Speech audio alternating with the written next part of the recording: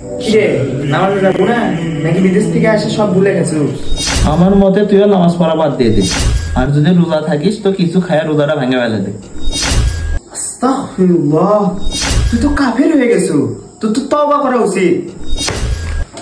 তওবা আমার না, তওবা করা উচিত তোর।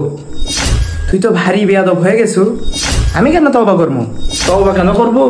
দাঁড়া তোকে আমি মনে করে দিচ্ছি। রিঙ্কু,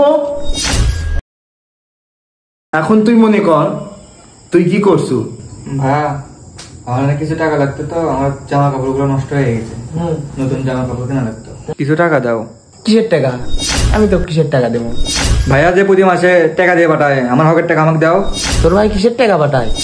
ওগুলো আমাকে পাঠায়, তোর কোনো টাকা দেয়নি। তুই হলো টাকা, হকের টাকা ভুলে যা। দেখ, মানুষের হক আত্মসাৎ করে সেজদায় গিয়ে 5 ওয়াক্ত নামাজ পড়ে জান্নাত খোঁজা ছেড়ে দে, কারণ মানুষের হক আল্লাহ কখনো মাফ করে না। তাই সময় থাকতে তওবা করে নে, যার হক তাকে বুঝে দে। আর হ্যাঁ, আপনাদের বলি, মানুষের প্রাপ্য হক মানুষকে বুঝে দিন, কারণ এর জন্য একদিন আপনাকে ওপারে থেকে যেতে হবে।